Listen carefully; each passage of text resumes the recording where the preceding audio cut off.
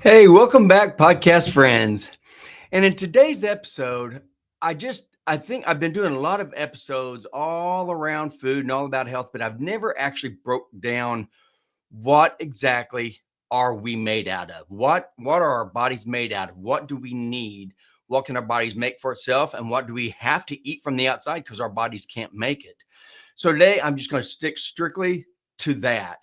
And I know this is totally confusing to so many people because we've been brainwashed by the food companies for the last 40 years about what was proper nutrition. And since then, everybody's been basically dying of all kinds of organ failure.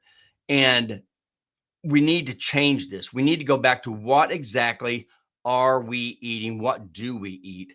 So, since this is so hard for everybody, my wife and I, we actually came up with 3 digital courses that will help walk you through exactly how to start cleaning your body out of the unhealthy stuff and start feeding your body the proper nutrients, lose weight, reverse conditions, and hopefully get off a lot of medications. But so if you're interested, if you want to do this, if you want to call us for just a quick 15-minute chat, and then we can talk about the 3 different courses we have and see which one's right for you, if any of them are. We just want to help. That's all it is. So again, if you want to, just click below in the show notes and click on the Fat Loss Solutions chat and get on my calendar, and we'll just talk for 15 minutes and see whether you'd be a right fit for the course or not, or the course is the right fit for you. So anyway, that's what you can do and down in our show notes. But for now, let's just talk about the body. Our body. What does our body actually? What are we made out of? All this skin, all these organs. What are we actually made out of? We're actually made out of amino acids. We're made out of fatty acids. We're made out of 60% water. And then we also have vitamins and minerals.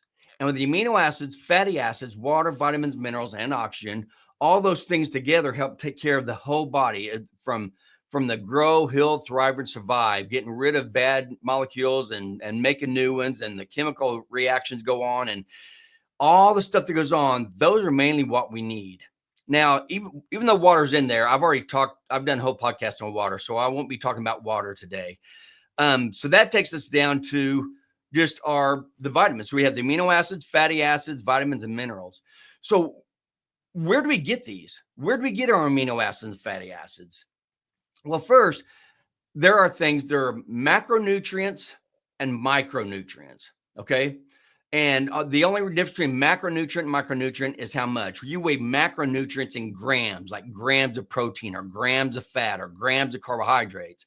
And then the micronutrients, those are going to be your vitamins and your minerals, because those are going to be measured in micrograms, which is 1,000th of a milligram, and then milligrams. So, so that's what we have to eat. We have to eat that stuff. We have to eat protein, we have to eat fat, we have to eat vitamins, and we have to eat minerals. Now, notice the only one that I did not say that we had to eat was carbohydrates. That's the and I'll talk about that when we get a little bit further here. But so that's what we need. So protein, when we talked about amino acids are the basic building block of proteins. So literally think of Legos, and each little Lego is a different amino acid. And there's only 20 different Legos. So picture 20 different colors. These are the only Legos that you have. Those are the only amino acids you have. And there's only 20. If you take all the protein and all the animals and all the plants, there are only 20 protein or 20 amino acids. But from those, our body can make lots and lots of protein. Now, fat, remember we said we need amino acids, comes from protein, and we need fatty acids that comes from fat. Okay. And then there's the glucose, which we don't need, but that comes from carbohydrates. So now what's the purpose of all these things in our body? For the amino acids, this is why we need to eat so much protein. And this is where I was getting ready to go earlier. Our amino acids are basically, think of anything you touch your arms, your fingers, your lungs, all the internal organs, your blood, everything that you can touch basically is made up of protein. Okay, that's what gives our body the structure, our muscles, our bones, our vital organs, everything. That's made out of proteins. And we have over 20,000 different proteins in our body. And some of these proteins are up to 27,000 amino acids long. So you think of 27,000 Legos put together for some of these proteins. Okay, so we need lots and lots of protein for all our structures. So every time we damage something, we need to repair it. We're constantly turning over cells. We need lots of protein. The other thing is now proteins can be long, but proteins can be short too. If there is amino acids that are linked together in 10 or less amino acids, those are actually called polypeptides. So if you ever, and that's a big term people are using now, peptides or polypeptides, same thing. A peptide is just a protein that's less than 10 amino acids long. So they don't call it protein, they call it a peptide, but it's these same amino acids. The other thing is all our hormones. We have over 30 hormones in our body that are made out of protein. That's how important protein is. We have to eat lots and lots of protein. And the big thing is protein is not stored. We don't have stores of protein in our body. Our body is the protein store. And this comes very, very, very important when you are not giving yourself enough protein because you're not eating enough, or you're just having liquid diets, or you're taking something like, these weight loss medications, injections they're telling everybody to take, which just means you just don't eat. When you do not eat protein, your body still needs amino acids. So where's it going to get it? It's going to take it from your muscles, because your organs, they're actually called vital organs. Your internal organs are vital. You need those to live. You do not need all your muscles to live. So your body is going to start eating your muscles so it can get those amino acids to help take care of all the other things that we need protein for in our body. That is an extremely important thing to think about, especially when you talk about these people who are doing all these stupid, crazy diets where they're just not eating, or they only eat one thing. And the one thing that they tend to eat is the one thing that our body doesn't need, Abe, which is glucose. We don't even need to eat that. And so that's where the problem comes in, is you've got to eat the types of food that are giving us the nutrients we need. Fatty acids. Oh, and there's 9 of these amino acids, of these 20 different amino acids. Okay. 9 of those we can't make. We have to eat them. Those are called 9 essential amino acids. We have to have them to live, but our body doesn't make them. We have to get it from the outside. So there's 20 total amino acids. Of those 20, 9 of them are essential. We have to eat them. We can't make it. And then of those 20, that's how we make all the other proteins. Okay, so that's amino acids. That's where they come from. It all comes from fat. Come from protein. Now, fat has so many different functions in our body. It is crazy. Our fat helps control our body temperature in a couple of different ways. It can help us as far as insulating. That's why, the people who have a lot more fat on their outside in their subcutaneous tissue, they tend to get a lot hotter than people who are very, very lean, because that fat is insulation. It keeps the body warm. And there's a certain amount to have. And obviously, a lot of us have way more than we need. And that's why we're hot all the time. And there's also a brown fat versus a white fat. And the brown fat, actually, that its purpose is to produce energy. That's what it's for. So, and I've talked all about this before. When you keep your insulin levels low, you can change white fat into brown fat, and that'll actually make it where you can burn up more energy. But besides this, we also use fat to cushion all our joints, all our bones. So when you're bouncing, when you're running, when you're lifting everything, our joints can be protected by the fat that's around in our joints.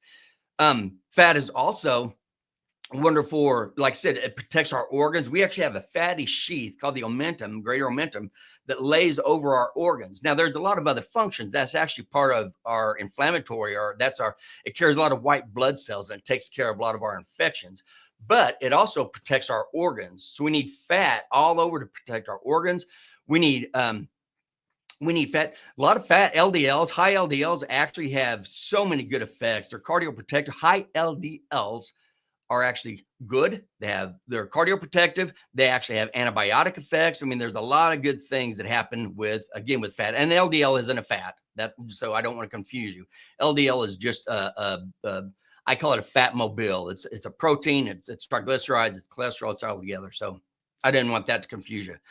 But anyway, so we get antibiotic effects. Every single cell in our body is made out of fat. Every single cell, and we are rejuvenating, or we are replacing cells all the time in our body. So we need lots of fat just for every single cell, so it can make the cell membrane so we can continue to function. The other thing, if you have to eat fat, you have to eat fat in order to increase your good cholesterol. Your good cholesterol is called HDLs, and those are actually formed in the gut. And they have found that people who eat very little fat, very low cholesterol, they have very low HDLs. And this is horrible. You have to have high HDLs to help counterbalance your triglycerides and just to help keep the body functioning the way it's supposed to. So when you decrease your fat intake, you also decrease your HDLs. Then there's also, we have fat soluble vitamins, vitamins A, vitamins D, E, and K. All four of those fat vitamins, even if you eat that, even if you have those in the food, when you eat that, if you don't have any fat along with it, you can't absorb those fat soluble vitamins. So you're going to be deficient in all of those. So we have to have fat in order to get our fat soluble vitamins as well. And then, and the main thing that people think that fat is used for is energy. They think, oh yeah, you can either burn energy, burn fat, or you can burn carbohydrates for energy, which is true. That's true. But fat does so many other things in the body. That's why it is absolutely vital that you have this.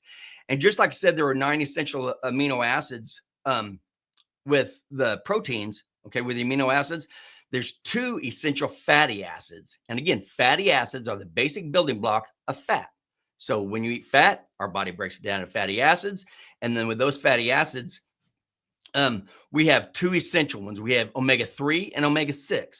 And omega-3 is omega-6 fatty acids. Those are the ones that in the body, it goes down and it starts producing a line of things called inflammatory prostaglandins. Okay. They allow inflammation in your body. Okay. Omega-3 is anti-inflammatory. That goes to make anti-inflammatory prostaglandins. And you need both of these. We need inflammation in our body. We need inflammation because that's the term when, if you get a thorn in your body, or if you cut yourself, or if you have a pneumonia, if you have a pulmonary infection, anything where you have bacteria, viruses, funguses, foreign objects, chemicals, anything that goes in our body that our body does not like, doesn't want in it, it sets up an inflammatory response to get rid of it. So that's why we need that. However, if we eat the kind of stuff that has way more omega-6s, you have all these inflammatory prostaglandins and just a tiny little bit of the omega-3, the anti-inflammatory, which is exactly what's happening. That's what's happening currently. And that's why, again, we've had so many people die during COVID. They found out that most people are walking around with their bodies so inflamed, and this has a lot to do with it. Okay, so you're eating stuff that gives you a lot of inflammatory prostaglandins, and you're not very much. It gives you anti, and this counterbalance is very, very horrible for your body. The other thing that I didn't talk about is storage. Okay, so where does fat get stored? Okay, just like you think, it gets stored in our subcutaneous, the cells right underneath the surface of your skin, all over your body. That's your subcutaneous fat cells. That's where we are supposed to store our fat. Okay, that's where it's supposed to be. So we eat stuff, it goes in there, it fills up our fat cells, and then if we continue, what we're supposed to do is feed the fat cells and then burn the fat out for energy. Then feed them, then burn it back out for energy. That's what we're supposed to do. But as you'll see, as we've talked about in all these podcasts, and I will go back into it again, when we keep eating the same type of food that forces our body to store fat, so there's a certain thing that we eat that forces our body to store fat. When it stores fat, it cannot burn it. And so we just store it and store it and store it and store it until all of a sudden, all our subcutaneous, our good fat storage cells are stuffed. Can't put anything else in them. They are absolutely stuffed. So now the body has to start storing that fat around your internal organs. And that's when we start getting all the organ damage that we see. That's when we get the diabetes, the hypertension, the cardiovascular disease, the renal disease, the liver disease, the brain disease. Everything starts happening when this starts happening. Okay. So at first we store the fat in our subcutaneous fat cells, but when we've done that too much, we start storing around our organs. And that's why you hear so much about fatty liver anymore, because people are starting to store all this fat all around their livers. And again, that's causing all kinds of trouble.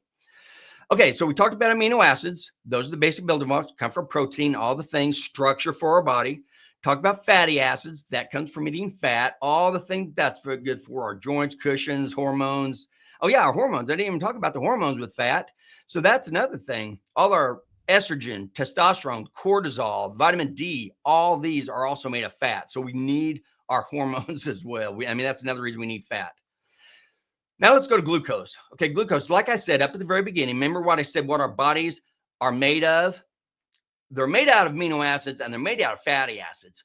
We have glucose in them, but glucose doesn't do anything. The only thing glucose is good for is energy. That's it. And that's why the people are trying to get you to eat carbohydrates all the time, which is glucose. That's what that carbohydrate is, plant-based foods. When they try to get you to eat that stuff all the time, then you start getting bigger and bigger and bigger. They say, oh, it's an energy problem. You don't have to stop eating that stuff. All you got to do is decrease the amount that you eat and you'll quit getting fat. That's a lie. Never worked, won't work. That's not how it works. And I've talked about that in another podcast. But the only reason I'm saying that is because glucose is supposed to be used. The way our body is made is glucose is supposed to be our fight or flight energy. And that's it. Our fat is the energy that we need all the time for all our activities of daily living. And glucose is just when bam, something happens, you got to get out. You got to hurry. You got to run. You got to lift something. You got to do something. That's when you start using your fight or flight glucose stores. Okay. So where does the body store glucose? Okay. Remember, protein, it doesn't really store it, just your body's totally made out of protein. Fat stores in your subcutaneous fat cells. And then if it gets too bad, it goes around your liver or around your organs. Glucose we have, and glycogen is like a glucose brick. It's all these little glucose molecules put together, just crammed together in a little glucose brick called glycogen. 10% of your liver is made up of these glycogen stores. So if we need fast energy, we can just break that glucose down, put that glucose in our bloodstream, and then we have real fast energy. Okay. But it comes up and then it burns down. It's kind of like pouring kerosene on a gas fire. It's exactly like that. So you've got, on a campfire. So you have campfire, it's going along just fine. And all of a sudden you go and you throw gasoline on it. And all of a sudden you see this huge flame. And then all of a sudden it comes back down when the gasoline gets burned off and it goes back to just burning the wood again. That's exactly like what we're supposed to be doing with our bodies. We're supposed to be burning our wood, burning that fat out of our fat cells for all our energy. And then all of a sudden something comes along and it pours gas on our fire. Bam, our liver starts putting glucose in our blood. We start getting ready. We're taking care of whatever the problem is. And then we settle down. And now the glucose goes down, the insulin levels go down, and we start using our fat for our energy source again. Because again, or I haven't said it this podcast, but I've said it in multiple podcasts before. When your insulin levels are high, you force your body to store fat. When your insulin levels are low, you force your body to burn fat out of its subcutaneous cells. So if you have more fat on your body than you need, obviously, all you got to do is keep your insulin levels low. And when you do, you start burning your fat for your energy source instead of glucose. And the way to keep insulin low is quit putting glucose in your blood, because glucose is what makes the insulin go up. Okay. That's just a side note I've talked about many, many times, but that just kind of goes where we are. So back to storage and glucose. So we have 10% of our liver is glycogen, these little glucose bricks, and 1% of every single skeletal muscle in your body has just 1% of each skeletal muscle also is glycogen. Okay. But the glycogen in the skeletal muscle is only good for that skeletal muscle. It doesn't put it in the whole system, your whole body. So all you have is that 10% of your liver that is supposed to be for a fight or flight energy. And we know this because the liver only has about 100 grams of of stored glucose. Okay, that's how much glycogen, about 100 grams. So that's about 400 calories that you have stored in your liver.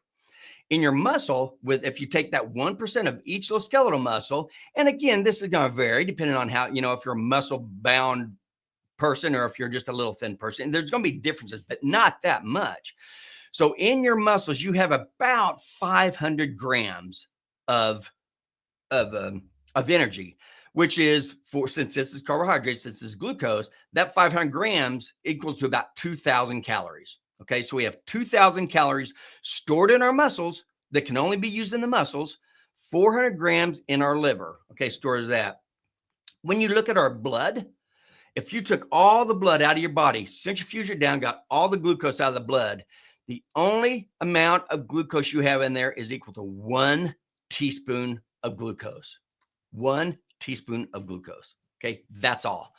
And so I won't confuse things, but that's what's bad, because if we have 1 teaspoon of glucose in our blood, and then we only have basically we have 2,000 calories in our muscle, 400 calories in our liver, we only have 2,400 calories of stored glucose. That's all we have, 400 calories. Okay, 2,400 calories. Now, if you compare that, or if you take all our glucose stores, 2,400 or 2,500 calories in 1 pound of fat. In all our stored glucose, when you compare that to 1 pound of fat, there's 4,000 calories in 1 pound of fat. 4,000 calories. So how many extra pounds of fat are we carrying around with us? And there's 4,000 calories per pound of extra fat. That alone tells you our bodies are supposed to be using our fat for our energy source, not our glucose stores. Because if we use our glucose stores with this 2,400 calories, that is about the amount of energy that if you do nothing but sleep for 24 hours, you don't do anything else, that's all the energy you're going to use. Okay? You'll use it all up. That is crazy. That's why we were never supposed to be using glucose for our energy source. However, when we keep putting glucose in our mouths, we keep putting glucose in our blood, and if glucose in our blood, insulin goes up, and that means all you can do is use glucose for energy source. You can no longer use fat. All you can do is use glucose, and you can store it. But again, we don't use that much glucose when we eat. Even like if you worked out, if someone was working out a really, really hard weightlifting resistance training for a whole hour, they might burn up around 400 to 800 calories. That's it. A hard 1 hour workout, about 400 to 800 calories. Okay. So we are eating way more calories than we could ever burn up because we are eating glucose all the time. And I'll go into that. And the crazy thing is remember we said there are 9 essential amino acids. Your body doesn't make them. You have to get them from the outside. 2 essential fatty acids. Your body doesn't make them. You have to get them from the outside. There is 0 essential glucose. You don't ever have to put glucose in your mouth ever. Your body can make all the glucose it needs out of fat, and it can make all the glucose it needs out of protein. You don't ever have to put that in your mouth. However, what we're doing, that's about all we eat. We just eat carbohydrate all the time. You sit down in a meal, you see somebody with just a little bit of thin piece of meat, and then you have the buns, the lettuce, the tomato, the fries, the sweet potatoes. Just everything. It's carb, carb, carb. We are bombarding ourselves with glucose. And again, we only have the equivalent of 1 to 2 teaspoons of glucose in our body. Okay, 1 to 2 teaspoons. That's it. Now, you think of 1 can of soda pop has 10 teaspoons of sugar in it. And then how much cans of soda pop, cookies, crackers, brownies, pizza, rice, bread, all the stuff that we're eating that's nothing but plant-based foods. And we are bombarding ourselves with glucose. And that's the problem. Because if we only have 1 or 2 teaspoons of sugar in our blood, and then we go eat back in sidetrack again, but just in case you haven't heard this before, because I have mentioned it, back in 1965, our total sugar intake was estimated to be about 2 teaspoons full of sugar per person per day. That would be fine. That's about what would be fine. In 2015, that number went from 2 teaspoons per person per day to over 65 teaspoons per person per day. That's how much sugar we are taking in. It is crazy. And so our body doesn't know what to do with it. We're bombarding ourselves with all this glucose all day long, every single day, sugar sweetened beverages and juices and all this stuff. And our body's like, well, this is energy. All I can do. And this is what it does. First thing it does is it takes this energy and it's going to burn up whatever energy you're using at that time. So as soon as you eat, and as soon as that glucose gets in your blood, which is within a half hour after you eat, a lot of the glucose is already in your blood because glucose doesn't stay around very long in your intestines, which is another problem with everything we're having. But anyway, once you eat, the glucose goes in the blood. Now the liver has to act like it's like a triage place. Okay. So the liver says, okay, we've got glucose coming in. What energy are we doing right now? Okay. Did you get up from your meal and go walk? Did you get up from a meal and go work out? Did you go have an activity, some kind of a sport? Or did you eat your meal and just sit and watch television or sit at the computer or sit and do nothing at all? Okay.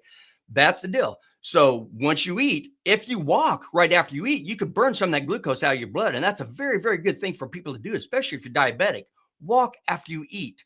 You will get a lot of this glucose out of your blood, because what doesn't get burned up then the body goes and looks at its storage cells. It looks at the storage in all the muscles, and it looks at the storage in the liver, your glycogen stores.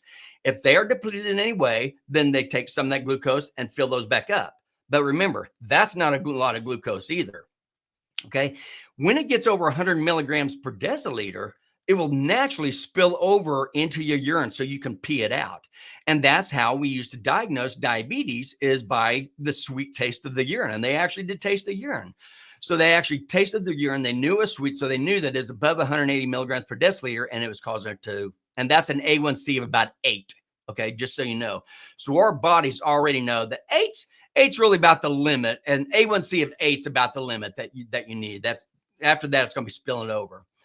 But once it burns for the immediate energy, it fills up all its storage forms, and then it pees them out. All the rest of that goes straight to the liver and gets turned into triglycerides. Those triglycerides are put into the little fat mobiles, those VLDLs and those LDLs, moved around the body and stored into your fat cells.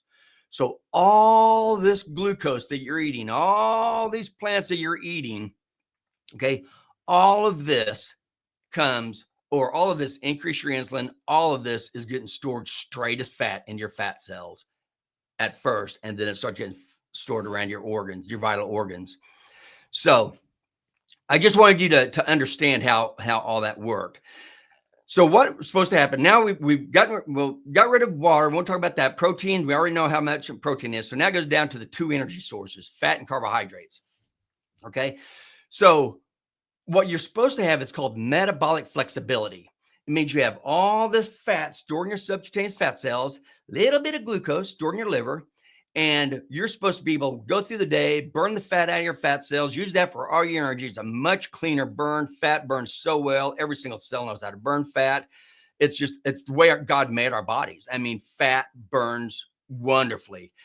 Glucose doesn't burn that clean. It makes free radicals whenever it does. So that's why people who eat a lot of plant-based foods, they have to take antioxidants, because the food they eat are causing all these free radicals, plus the chemicals we put in it and everything else. But anyway, that's a whole nother topic. So what we're supposed to do is burn our fat, and then all of a sudden a fight or flight situation comes up. We burn glucose. The fight or flight situation's over. Glucose goes down, insulin goes down, and now we start burning our fat again. That's metabolic flexibility. You can choose, your body chooses which energy source that you can use. However, okay, when you eat carbohydrates all the time, when you eat glucose all the time, you constantly keep your energy up, your insulin levels up. So you tell your body, you can't burn fat. Don't burn fat. Keep it there. All I can do is burn glucose, and I'm going to have a lot more fat to give you here pretty soon. So you cannot burn fat at all when your insulin levels are high. And again, that's very, very important. So what are you supposed to do? How do you do this? The way you keep your metabolic flexibility going is by keeping glucose out of your mouth, basically. Okay. So when your glucose is low all the time, your insulin level is low, and that's going to allow you to go back and forth between two energy sources. So what are the three main food groups? That's what this whole thing is about. I saved it to the last because I wanted you to see what's important about all the nutrients. The three main food groups are really kind of two, and the one's subdivided. There's animal-based food, then there's plant-based food. But within the plant-based food, and there used to only be two. There used to only be two different main food groups, plant-based and animal-based. But now they've come up with man-made food, and man-made food is going to come underneath the plant-based food just because there's some plants in it, like these seeds and grains that is in it, but it's mostly chemicals. So let's look at this. Animal-based food. So when I talk about animal-based food, that's everything, anything that comes from an animal. So you're talking about eggs, milk, butter, Greek yogurt, all that, plus what you would think, meat, fish, meat, fat, all that, all the vitamins, all the minerals.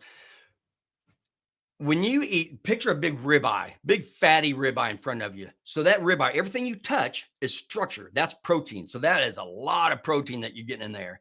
Then look at all the marbling and everything. There's a lot of fat in there. So you're getting your amino acids, you're getting your fatty acids, you're getting all the vitamins and minerals. Every single bit, 100% of vitamins and minerals that you need are in that meat, are in animal-based foods. Okay.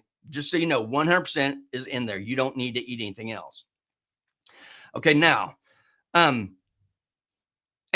also the essential amino acids we talked about, those 9 essential amino acids, they're in that, but they're also in a form that's very readily digestible. Our body can use it immediately. They're called complete proteins. This is different from carbohydrates, which are called incomplete. Anyway, from like fruits and vegetables, those are kind of more incomplete proteins. Our body has to do something to turn them into the form we need because we're animals. But if you eat the animals, it's already in the form you need. So that's complete proteins. So when you eat animal-based food, and that's all you have to do, every time you pick up a fork or a spoon or pick it up in your hand, look at it and say, what in this came from an animal? That is a very, very, very important question to ask. Okay. So what's the second type? Plant-based food.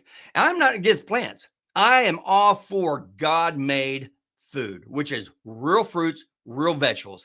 Eat them. Don't drink them. When you drink them, you tear up all the fiber in that. If you're going to eat plants, you have to have fiber in order to keep your GI tract healthy. If you eat a lot of plant-based foods, if you eat animal-based foods, then you don't need the fiber. But so God-made food, real fruits and real vegetables. These are, think of it, their structure. You can feel them. So that's protein. You have protein in there. Not as much. I mean, think of how much protein you have like in a tomato and how much you have in a ribeye steak. Okay. But you do have some protein. Same with the vitamins and minerals. You do have some. You do. And you actually going to get all your essential vitamins and minerals. The only thing is you have to eat so much of that to actually even get that. So when you eat this, you do get the protein and you get carbohydrates, because the basic building block of all these plants is glucose. Okay. Glucose is a molecule of carbon, hydrogen, and oxygen. That's why it's called a carbohydrate, because it's just carbon, hydrogen, and oxygen. And all plants are made out of this. So anytime you eat plants, you're going to be getting glucose. But it stops there. You get your vitamins, you get your minerals, little bit of protein, a little bit of vitamin minerals, and a lot of carbs, just depending on how much you eat, but you're going to get a lot of carbohydrates in that. Now, let's take that down to man-made food. This is the third category we never had before. Man-made food is, the other name for it is chemical-based food. It is everything in a box, bottle, bag, and can, the center aisles of the grocery store. It's made out of chemicals, seed oils, sugar and high fructose corn syrup, which is just nothing but glucose, and fructose, which is actually very horrible too. Then you've got ultra processed seeds and grains, which are horrible. That means they took out all the fiber, all the nutrients, everything, and just processed it down to where it's just nothing but powdered glucose. That's basically what an ultra processed seed or grain is.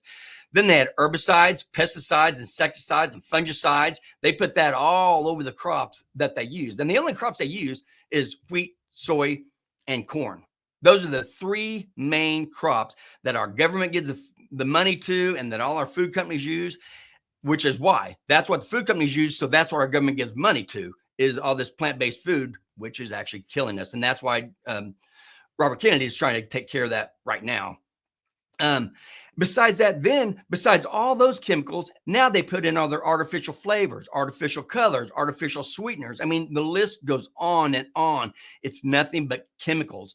It's chemicals that have been made to stimulate your senses, to make you hungry, to make you crave it, to make you want all the time. And they worked. They did a great job. People are so addicted to carbohydrates. That's all they eat anymore. And remember, when you eat carbohydrates, all that is glucose. And when you eat nothing but glucose, your body's going to have to turn that into fat and store it. Okay. So that's why you've got to stay away from man-made foods. All this food's in the inner aisles. Stick to either the animal-based and plant-based, or animal-based by itself. And you're perfectly fine just doing animal-based by itself. Like I said, it gives you all the amino acids, fatty acids, vitamins, minerals, and you even get water in there.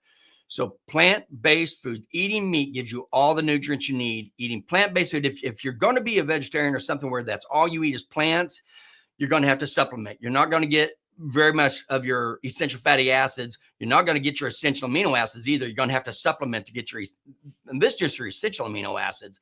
So you're going to have to do a lot of supplementing with other things in order to do that if you're eating plant-based. And in order to get enough protein and vitamins and minerals from plant-based foods, you're going to have to eat a lot of them. Okay. Because again, those are incomplete proteins. You're going to have to eat a lot of that stuff to get that. And the more you eat, the more glucose you're putting in you, the more insulin gets high, and the more you stuff into your fat cells and around your organs. So I just briefly touched on fiber. That's another thing. Everybody thinks they have to have fiber. Oh, fiber is so important. You got to have this. If you eat plant-based food, like I said, plants, when they get in your intestines, they get broken into glucose and absorbed very, very quickly. So in order to keep them in your intestines, you need fiber. And fiber also is glucose. It's long glucose strands is all it is. Okay. But you have soluble fiber where you can break those glucose strands down, or you have insoluble fiber where they're so thick or structured that you can't break them down. And that's the ones that if you eat that and you keep it in your GI tract, hopefully that's going to carry some of that vegetables and fruit they're eating, carry that a little bit further down the intestinal tract and help to nourish some of the bacteria that are down there. But that's why you need fiber. Okay. You do not need fiber if you eat animal-based food. If you eat plenty of animal-based foods, you don't need that, because protein and fat stays in your stomach for a very long time, for anywhere hour, 2 hours. And it stays in your intestines for anywhere from, 12 hours to 48 hours. It can stay in your intestines. So it keeps you feeling full the whole time you eat it. When you eat carbohydrates, they're going to stay in your stomach for probably about a half hour to an hour. And then once they get in the intestines, they are absorbed very quickly in about another hour and a half hour to an hour.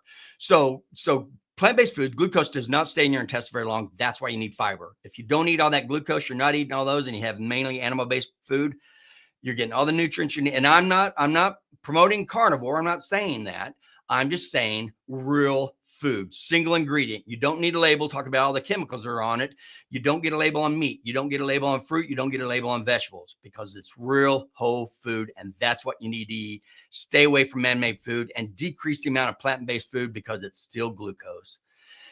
So anyway, I know there's a lot of information. I just want you to understand that how you feel, the diseases you have, the medications you're on, your energy level, your clarity of thought, all this has to do with the nutrients that you're putting in your body. You're either giving your body the nutrients, amino acids, fatty acids, vitamins and minerals and water that your body needs, or you're giving it toxic chemicals, which is in all the man-made food, and too much carbohydrates, which also is very, very toxic to our body. And if you don't think glucose is toxic to the body, then you need to read on type 2 diabetes, because that's exactly what's going on. This glucose is killing people. Okay. It's killing our organs. And that's what all my other podcasts have been about.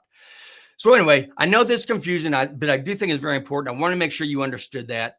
And don't forget, like I said at the beginning of the podcast, if you want help, if you are trying to lose weight, if you are trying to decrease your disease states, decrease your medications, get your body healthier, and you feel better. If you want to do that, but have no idea how to do that, click on our Weight Loss Solutions chat link down at the very bottom. you'll get on my calendar and just a 15-minute, very quick, you and I'll talk and we'll say, okay, these are the 3 courses, digital courses that we have. Do any of these look right for you? Can you do one of these? And that will help you with your knowledge base of where you are right now. So it's a little bit of knowledge base needed, or some, if you don't, one of them is if you don't have any knowledge base, we'll start from scratch. One of them is, I know a little bit, but not a whole lot. And then another one is like, I do know some, but I need your help. Okay. Anyway, you'll talk about that on the chat. And that's all I have for now. I know I'm carrying on too far. So once again, I hope you understand how important this is, that the food that you eat is going to have everything to do with the health of your body. So I hope you have a wonderful weekend. Thank you for listening. And as always, make simple, healthy choices to live a quality life.